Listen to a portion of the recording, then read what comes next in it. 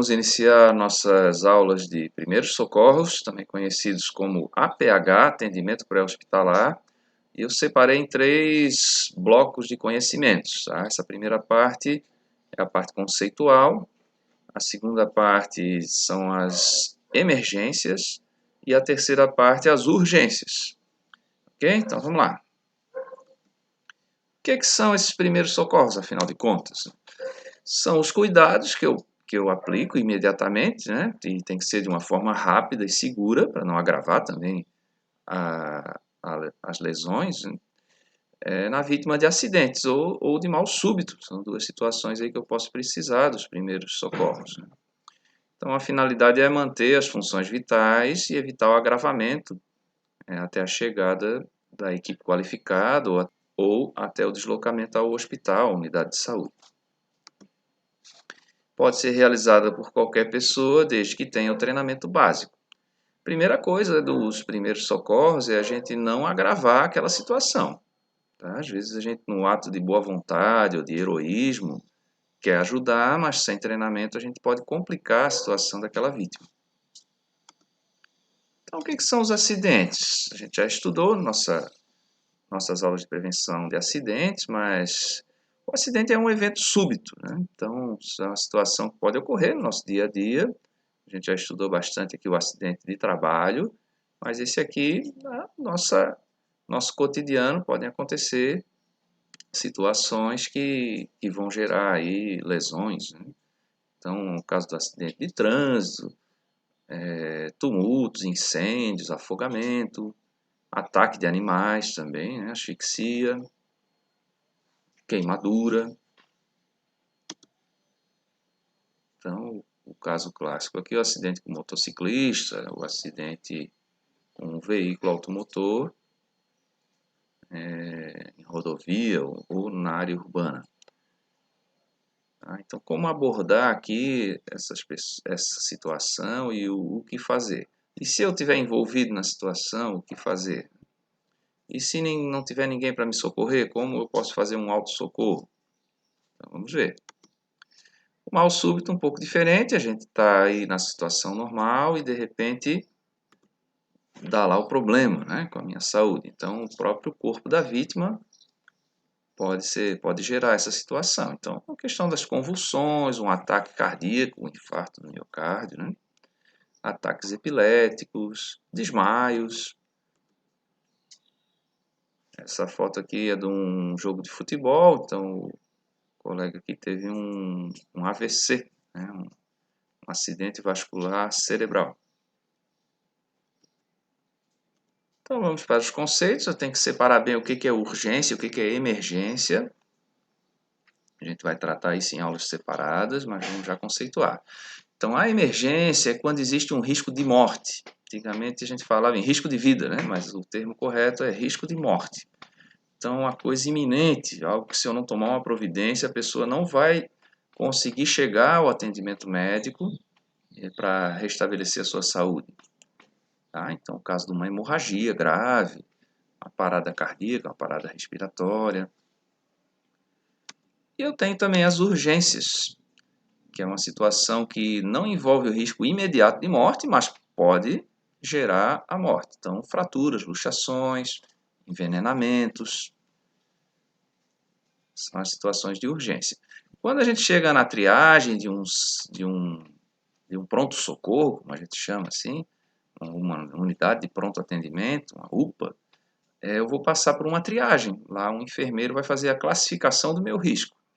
Então, claro, às vezes a gente fica chateado porque alguém furou a fila, foi atendido antes da gente, mas essa classificação é que vai determinar o que é urgência, o que é emergência e o que é apenas um caso clínico que poderia esperar até ser atendido até em uma outra unidade.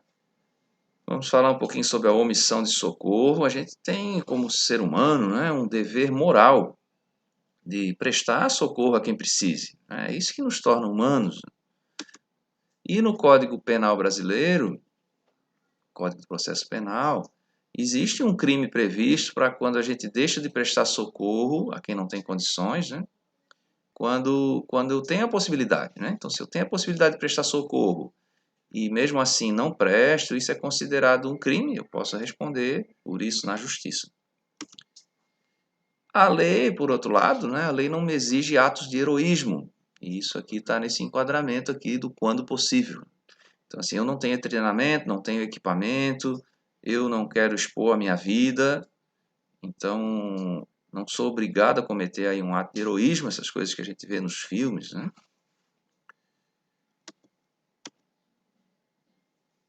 A gente tem que conceituar também aqui essa questão dos sinais vitais, são os indicadores aí que vamos dizer se a pessoa está viva mesmo. E os sintomas são aquelas informações que o paciente pode relatar. Se ele não estiver desacordado, ele pode estar nos relatando o que está sentindo, onde dói, como que foi, o evento que gerou aquilo, né? O que ele comeu, o que aconteceu. E, claro, o que ele está sentindo. Esse equipamento ficou famoso agora na pandemia do Covid, da Covid-19, é um oxímetro. Então ele vai, na verdade aqui, ele vai medir sinais, né? Não é sintoma. A pessoa pode não ter sintomas, né? Mas ela pode estar com uma baixa taxa de oxigenação no seu sangue. Então os equipamentos nos ajudam nisso, tá? Mas nem todos os sinais, né, precisam de equipamentos. Eu posso ter simplesmente uma análise tátil ali, ou uma análise visual e já determinar se esses sinais vitais estão ativos ou não. Importante também a gente entender a temperatura do corpo, a temperatura normal é nessa faixa aí de 36 a 37 graus Celsius. Quando a gente coloca um termômetro aqui na axila, ou mesmo um termômetro digital, direciona para a testa ou para o braço da pessoa, a gente está medindo ali a temperatura da superfície da pele. Tá? Então, o normal aí é 36 graus, porque a gente tem um isolamento térmico da nossa pele, nos nossos tecidos. E no núcleo do nosso corpo, a gente precisa estar, aí sim, 37 graus Celsius. Se eu sair dessa condição aí de equilíbrio, eu posso ter distúrbios na minha saúde. Então, o estado febril de 37,1 a 37,5. Então, quando a gente já detecta isso, pode ser, por exemplo, nesse caso aqui da pandemia, um indicador de possibilidade da pessoa estar infectada. A febre mesmo é de 37,6 até 39 graus e acima de 39 até 40 a gente tem a pirexia. Acima de 40 a gente começa a convulsionar. Tá? É muito perigoso aqui o aumento da temperatura do corpo. Então está aqui o termômetro clínico, olha só, a faixa de medição dele é de 35 até 42 graus Celsius. Né? Exatamente a faixa de possível de encontrar aqui o corpo humano. Então, quando eu estou abaixo do valor normal, abaixo desses 37 aqui no núcleo do meu corpo, a gente diz que a pessoa está com hipotermia. E quando eu estou acima do normal, 37,5 aqui no núcleo do corpo, hipertermia ou também sobrecarga térmica. E aí como é que eu posso balancear? Quando eu estou com hipotermia, com a temperatura abaixo da normal, eu tenho que tentar aquecer esse corpo com cobertores, com agasalhos. Eu também vou ter sensação de tremor incontrolável, porque o meu corpo tenta gerar energia através da, da atividade física. E, ao contrário, quando eu estou aquecido, eu tenho que resfriar o meu corpo. Então, compressas de água fria, ingestão de líquidos, ventilação, para a pessoa conseguir voltar à temperatura normal. Esse é o termômetro digital, ficou famoso agora, o pessoal chama de termômetro laser. Na verdade, o laser é só um indicador de qual ponto da pele eu estou mensurando a temperatura. É um direcionador aqui do sensor, né? E ele mede, na verdade, aí o infravermelho. O infravermelho que é a radiação térmica. E ele é bem prático porque ele me dá uma resposta rápida e ele também, não, como não tem o toque com a pessoa, não contamina. Então, nesses tempos agora de SARS-CoV-2, aí, de infecção, né, da Covid-19, está sendo bem útil. Muitas vezes na entrada dos estabelecimentos a gente vai fazendo essa triagem, aquela pessoa que tiver acima de 37 ali, a gente já manda ficar no cantinho ali para dar uma orientação e ver um atendimento diferenciado para essa pessoa. A pressão arterial, não consigo mensurar sem um equipamento. A temperatura a gente ainda pode ter uma noção em relação à temperatura do nosso corpo. Você põe a mão na testa do filho, né? Diz, eita, está com febre, porque ele está acima da sua temperatura, mas você não sabe dizer quantos graus Celsius está aquela pessoa, né? A pressão arterial, eu não consigo ter um indicador visual e nem tátil, como é o caso da temperatura aí, e eu tenho que mensurar. Tá? Então se usa ali um equipamento chamado esfigmomanômetro. E a gente mede as duas pressões aqui, o pessoal chama de alta e baixa, mas confunde um pouco com a hipertensão e a hipotensão. Então o que é a sistólica e a diastólica? Sístole é o movimento de contração do coração, então sístole, diástole. E aí eu meço as duas, então o que faz ali o profissional da saúde, está mensurando isso, ele usa um esfigmomanômetro, tem uma figurinha aqui, para poder garrotear aqui minhas artérias, e aí vou auscultar aqui numa artéria a pulsação. Então vou pressionando até conseguir estrangular e não sentir mais a pulsação ali com o estetoscópio, né? E aí eu meço essa pressão, né? Quando começa a estrangular ali. Essa é a pressão máxima que a gente chama sistólica. E aí eu vou soltando a pressão nessa bombinha ali. E aí quando eu escutar o pulso, é porque é a pressão baixa, né? A pressão mínima que já foi o suficiente para romper o meu garroteamento ali. Tá? Então vou mensurar as duas. O normal, né? Que se diz normal, mas cada pessoa tem o seu normal, mas a pressão média do adulto aí é entre 120 e 80 milímetros de mercúrio. A gente diz que está 12 por 8. A minha aqui, como eu sou um indivíduo médio brasileiro, sempre dá 12 por 8. Tá? Normalmente, né? Mas já aconteceu de baixar a pressão ou de elevar. Quando a gente pratica um exercício, eleva a pressão. Quando a gente, por exemplo, fica muito tempo sem dormir ou sem comer, vai baixar a pressão. A gente vai ver que tem outros fatores que afetam isso, né? Então, se eu tenho ali de 120 a 139 na sistólica ali, a gente diz que eu já estou com uma pré-hipertensão. Tem gente que tem a hipertensão crônica, né? Já tem a pressão mais alta comumente aí no seu sistema. E aí vai subindo até eu chegar na pressão arterial alta lá, acima de 160, né? Milímetros de mercúrio. E as crises vão dar até 180. Qual é o perigo aqui? Eu ter rompimento de vaso sanguíneo, principalmente no meu cérebro, o famoso AVC. Então não é seguro, a gente tem que controlar e também aparecem alguns sintomas como dor de cabeça, enxaqueca, e a gente tem que estar controlando essa pressão, quem tem problema de pressão aí. Tá? O médico já manda logo regular o sal, né? Parar de comer sal para tentar baixar essa pressão. Tá ali a enfermeira apavorada porque a pessoa estava relatando uma dor de cabeça, mas ela checou ali que está muito alta essa pressão. Né? A gente tem que relembrar aqui, gente, que por que a gente precisa de pressão, né? Na real, a pressão no meu sistema cardiocirculatório aqui que faz o sangue se deslocar e eu preciso disso para o sangue levar os nutrientes, levar o oxigênio, trazer as toxinas de volta. Eu preciso ter uma determinada pressão aqui. Se ela for baixa demais, começa a falhar. Se ela for alta demais, começa também a ter consequências.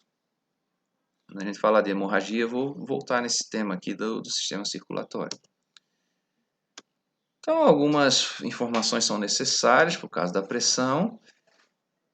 O que faz aumentar a nossa pressão arterial? Né? O que faz dar hipertensão? Meu estilo de vida, a alimentação, questão aqui de ansiedade, de medo, exercício físico também, naquele momento da execução do exercício físico. À medida que eu vou me condicionando, tendo um melhor preparo físico, isso também vai normalizando, porque o meu organismo consegue compensar melhor essa exigência. A dor também pode me causar alta pressão, né? E também as drogas, tanto as drogas lícitas quanto as ilícitas, podem estar aí aumentando a minha pressão.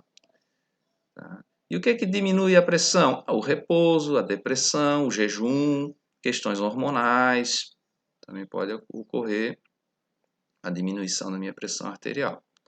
O estilo de alimentação também pode contribuir para isso. O que é o pulso, né? E o pulso ainda pulsa, dizia aquela música dos Titãs. Então, o pulso é a ondulação, né? A ondulação produzida pela força do sangue contra as paredes das artérias. Então, meu coração vai bombear e eu vou ter um deslocamento, uma onda de pressão pelo meu sistema circulatório. Tá? Então, movimento de sístole e diástole. Os movimentos aqui do coração. E eu tenho como mensurar isso de uma maneira tátil. Vocês podem tentar aqui, virar o pescoço, procurar aqui uma artéria jugular e vocês conseguem sentir com os dois dedos aqui a pulsação. Outra maneira é aqui na mão, ó, você pega aqui o polegar, nessa região aqui, tem esse tendão, para fora do tendão, perto do osso, você vai conseguir pegar uma artéria aqui. Ali, ó, do lado do tendão, próximo ao dedo, ao primeiro quirodátilo. Tá, mas dá para pegar aqui também, aqui é bem fácil, ó, na temporal. Consegue medir o seu aqui, pulsação. Aí aqui tem os batimentos normais aqui para os adultos e para as crianças, né? Para o homem é diferente da mulher. O homem tem um batimento um pouco menor do que a mulher, entre 60 e 70 batimentos por minuto. A mulher entre 70 e 80, um pouquinho mais acelerado. As crianças mais acelerado ainda, acima de 7 anos aí 80, 90. Às vezes a gente se assusta, né? Os recém-nascidos lá, 130 a 160 batimentos por minuto. Você vai fazer o ultrassom do seu filho, né? Primeira gravidez, a gente leva aquele susto. O médico diz lá, vamos ouvir o coraçãozinho. E aí você vai escutar, faz... parece assim uma metralhadora, né? Você pensa, meu Deus, meu filho é cardíaco, vai morrer, né?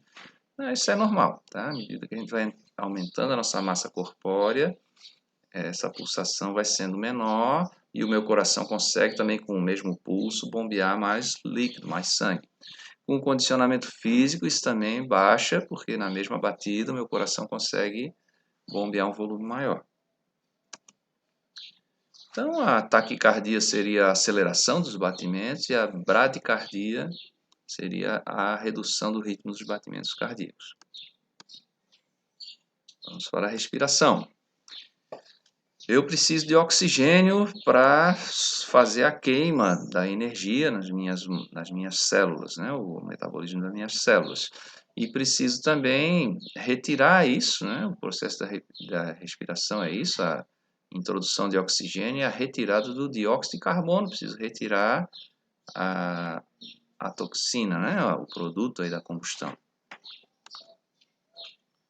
Então, os homens normalmente fazem esse movimento respiratório aqui, até 18 movimentos por minuto. E a mulher aqui um pouco, uma faixa maior, né? Assim, de 12, normalmente um pouco menor do que o homem aqui, mas pode chegar até 20 movimentos por minuto. A criança de 20 a 30 respira mais, né? O adulto está esbaforido, né?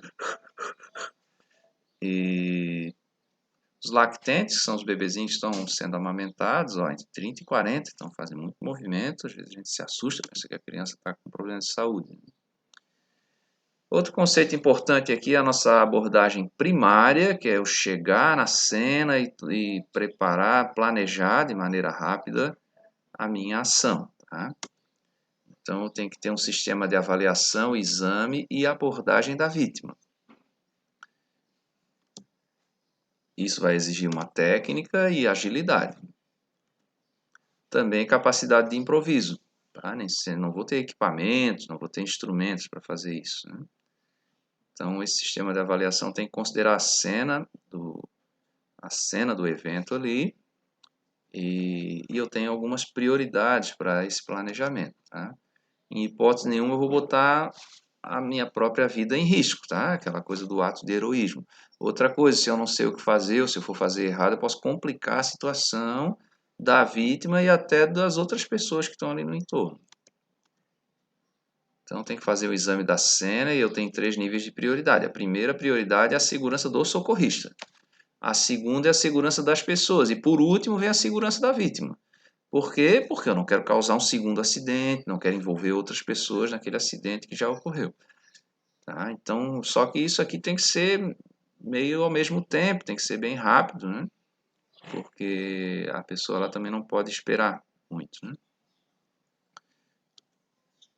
Então vamos ver, a análise da cena tem que ver se tem fios elétricos desencapados, se tem vazamento de gás, se tem máquinas ainda em funcionamento, se tem algum animal que atacou essa pessoa e ele está ali presente, se tem tráfego de veículos, a questão dos andaimes, se esses andaimes estão bem sustentados, se eles estão, por exemplo, energizados, se eles colidiram aí com alguma fiação elétrica, tem que avaliar também. Se é uma área de desmoronamento, eu também não me envolver no acidente, né? Então aqui tem uma cena aqui de acidente de trânsito, então vê aqui se tem vazamento de combustível, se tem princípio de incêndio, se tem movimento de outros veículos ali que podem colidir novamente contra o veículo ou atropelar as pessoas no entorno. Mas da cena, às vezes eu tenho que sinalizar aqui antes de me aproximar, né, avaliar isso. Às vezes eu tenho lá um vazamento de gás, esse caso aqui é oxigênio, aquela névoa ali, né? Então você tem que afastar o veículo daquela região, liberar o trânsito, isolar uma área. Então tem que sempre analisar essa cena, né? Ó, às vezes eu tenho, nesse caso aqui do choque elétrico, eu tenho que pegar um material seco, que não seja condutor de corrente, para primeiro tirar a pessoa, desligar a energia, se for possível, primeiro, né? Se não for possível, tentar remover o condutor, para que eu também não vá tomar o choque, né? E aí, ao abordar as pessoas, se a pessoa estiver consciente, a gente tenta pegar ali os sintomas, né? Ver o que ela está sentindo, se está conseguindo se mexer, a perna, onde está doendo, o que aconteceu, né? E aí a gente usa essa técnica aqui, já da abordagem, a técnica do ABC. Então, vindo aí do inglês, né? O primeiro aqui, airway, são as vias aéreas aqui, o ar, tá? Então, vou ver se tem alguma coisa na boca obstruindo essa pessoa, se eu posso elevar o queixo dela para facilitar a entrada de ar pela traqueia. Lembrar que a falta de oxigenação aqui vai me causar danos cerebrais, e a partir de 3 minutos começa a morte das células dos meus neurônios, né, das nossas células cerebrais, e então tem que tomar aí alguma providência, né? O B de breathing, respiração, tá? Então ver se a pessoa, além de estar com as vias aéreas desobstruídas, e eu podendo desobstruir elas, por exemplo, tirando alguma coisa que está na boca da pessoa, fazendo um movimento lateral de cabeça para tirar vômito, alguma coisa que ela tenha na boca, ela volta a respirar, se ela tem movimento torácico aqui, ela está inspirando e expirando. E o C de circulation aqui, a circulação, vou ver se tenho pulsação, né? Se tem alguma hemorragia, se está tendo perda de sangue. Então, vou medir aqui o sinal de pulsação. No caso da criança, já falei, você pode medir na axila, procurar a artériazinha na axila. Então, essa primeira parte conceitual, a gente está encerrando. Sinais vitais, sintomas, o cuidado na abordagem, a abordagem primária, sempre se lembrar de não se pôr em risco, cuidar com os atos de heroísmo, lembrar também da omissão de socorro, que se eu puder prestar o socorro, tenho o dever moral de prestar. Existe previsão também na lei brasileira de crime, quando eu tenho a condição de prestar o socorro e não presto, mas a lei não exige o heroísmo, como a gente comentou, tá? Então, ok, fim da primeira parte, façam aí a tarefa.